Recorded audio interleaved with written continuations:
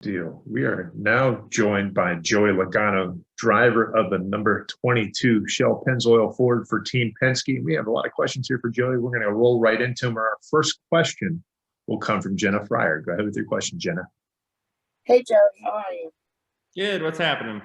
So I got a question from Bob. He's on a plane and he texted me a question. I'm going to read it to you, okay? All right. That sounds good. I like that. He says, can you ask Joey if he likes having a race at the championship track earlier in the season, and how often should NASCAR change the championship racetrack?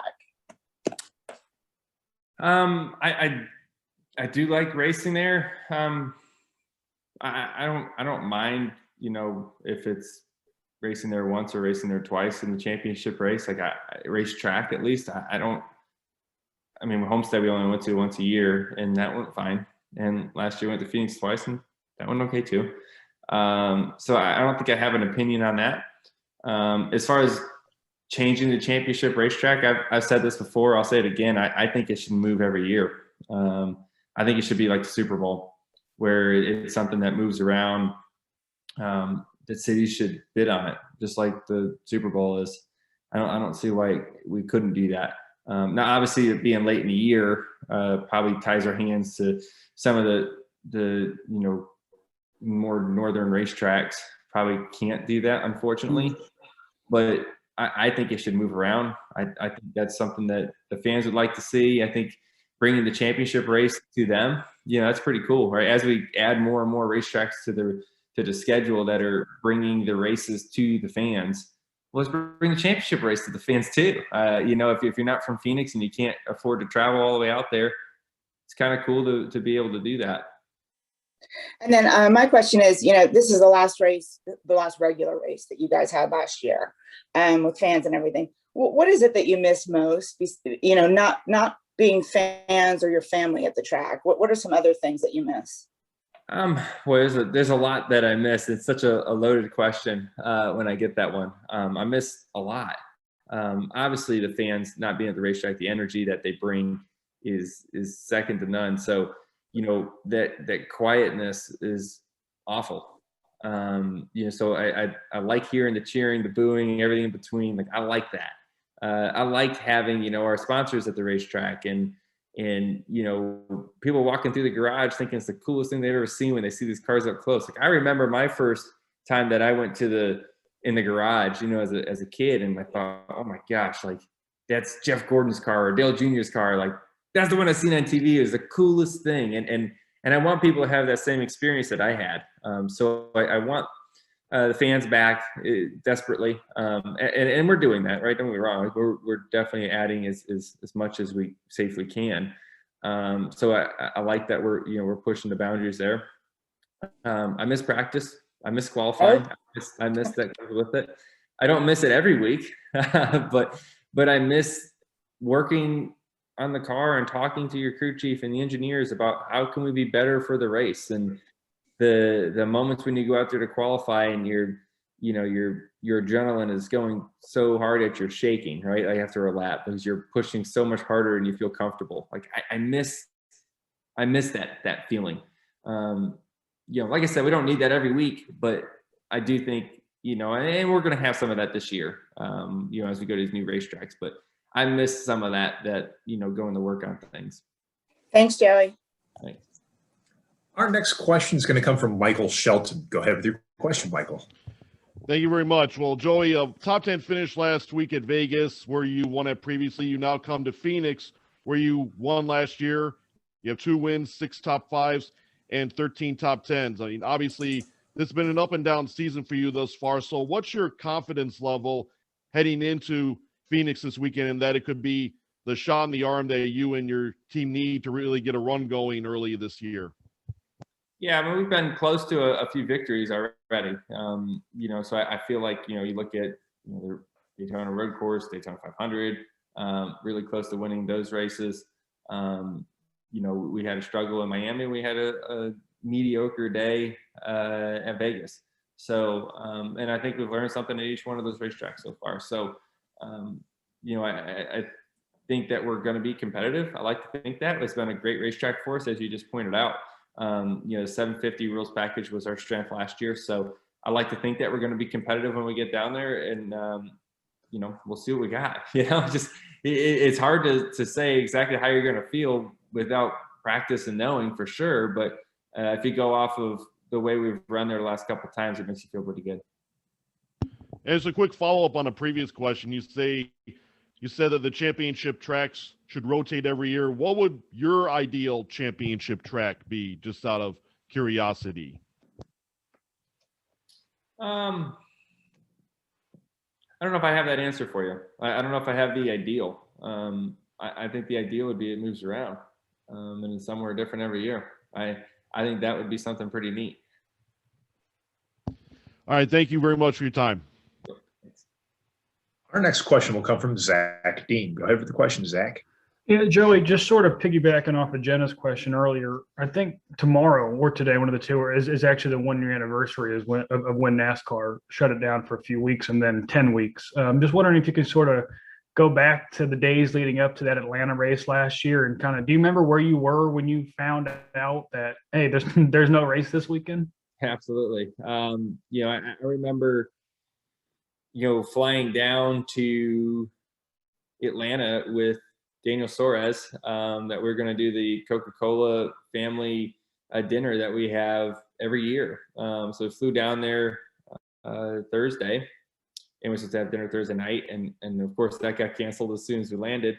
And then we went to sleep. My wife was there, Hudson, our oldest, was there, and Brittany was pregnant. And I remember the next morning was, everything started happening, right? Because that's when the NBA shut down. It's like, okay, what's going on here? And then, I remember being on the phone with Travis Geisler, and he was, I was talking to him. He's like, "Are you guys coming down?" I was like, "Well, we're all waiting at the airport trying to figure out what we're going to do." I'm like, "What? Like, we might not practice. We might just race, And all the trucks were lined up, ready to park, and all of a sudden there's no truck race, and there's just going to be a cup race this weekend. It's like, oh, okay. And, an hour and a half later, we're not racing this weekend. Oh, wait, what? Like, we're not racing?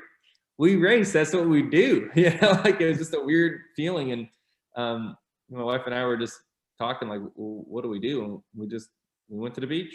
I mean, it's kind of like, where do you go? And then that just obviously started the challenge of, how do we get back to the racetrack as soon as possible? How do we keep our industry alive and strong? And how do we look at this crisis and make it an opportunity to become stronger? And I feel like our industry looked at all those questions very seriously and was able to really come out ahead on the whole thing. Do you feel like it's been a year? Gosh, I feel like it's been 3 years. I mean, that's what it feels like it's been a long time. It's crazy to think about how long we've been living this way. I don't think anyone would ever have guessed it. I would never have thought this, even when it started, it's like, okay, well, maybe this was 3 weeks worth of kind of lockdown deal, and then we'll be good to go. Like, I'm sure we'll figure out a way past it since then, right? Because we never lived through this before. And now here we are a year into it. And, I think we're obviously closer to the end than the beginning, but boy, oh boy, it's like, how much longer can it be? Like, you just want to go, live freely, right? You want to, breathe without wearing protection, like you want to be able to, go to your local restaurant or store or wherever and not be worried about anything, right? You just live our life like we used to. Like, it's crazy to think that, but the things that we took for granted so much is what we miss the most. Thanks, Joey. Yep. Our next question will come from Anton Hreskin. Go ahead with the question, Anton. Thanks, Matt. Good morning, Joey. You've always been great at Phoenix, and you've been a favorite there all the time with 13 top 10s and 24 Cup Series starts. So what do you find special about this racetrack which fits your racing style? Phoenix is it's a fun track. It's one of those tracks that has a decent amount of speed, but still considered a short track. And then you have the PJ1 that they put down on the track that is a little bit unpredictable, depending on how it's laid down. And we'll figure that out as we get there. And I'll see it from the Xfinity booth as I broadcast it for Fox on Saturday. So I'll get a good idea of kind of what that PJ1 looks like But that's definitely an interesting variable to this racetrack. And the way they have to start finish line there off of turn 4, when you have that D-shaped front straightaway into a really wide flat turn 1, just makes restarts chaotic, which I think is exactly what they were going for when they moved the start finish line, and mission accomplished, if you ask me. Thanks. Wishing you all the best for this weekend. Thank you. Our next question will come from Woody Kane. Go ahead with the question, Woody. Hey, Joey, thanks for your time. I know you're focused on Phoenix, but will you look ahead to Atlanta next week for us and kind of describe for those who don't drive race cars for a living what it feels like when the tires go away so quickly there and you got to manage it a lot longer before you can stop? Driving down a gravel road. That's kind of what it feels like. Yeah. Not that you should be trying to go fast down a gravel road, but it feels a lot like that. That you're sliding around. There's no grip at all. And there's more now than there used to be because we have a bunch of downforce and we don't have as much horsepower. And it used to be, when we had all the big power and the small spoiler, it'd be hard to get wide open down that front straightaway. And you're going 170 miles an hour or so, or on old tires, and lighten them up all the way down the straightaway if you choose to. Like, awesome. just cool, and so now the race has changed some. There's still a ton of tire wear, but the way you run the racetrack has changed a lot. To be successful there, you have to look for different things. But yeah, just a fun racetrack, out of control, feeling on old tires where you're slipping and sliding. It's the slide for life all the way around the track. It never grips up. You have a ton of grip for about a lap and a half, and then it's like constant cheese grater on your tires from there. Thank you. Thanks. Our final question will be for Eric Smith. Go ahead, Eric. Yeah, thanks, Matt. Thanks, Joey, too, for being on this call.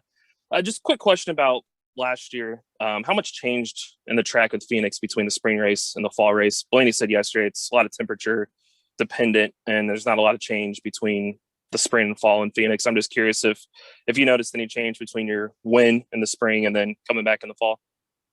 I didn't feel anything much different. Like I said, the biggest thing that probably changes from time to time is just how the PJ1s apply to the racetrack. How thick they lay it down, how it's worked in, all those things kind of, change the way the race goes. But it seems like the temperature this time of year, and when we go back in the fall, pretty close to the same. So not a whole bunch changes out there. It's not like they go through a rough winter or anything like that, where the track developed big new bumps and things like that because it went through a freeze. Like, it doesn't really happen there. So it stays fairly consistent. Maybe a little bit more tire wear over time as the sun bakes on it, but nothing drastic. Slowly progressing that way, but nothing quick. And a quick follow-up, if I may. How much has the notebook from last year changed? I don't know how much you've, out of these last few weeks, obviously with Vegas and Homestead, have you gone off past notes from last year, and has it changed any without any practice, obviously? Or are you just kind of going in like you did last year?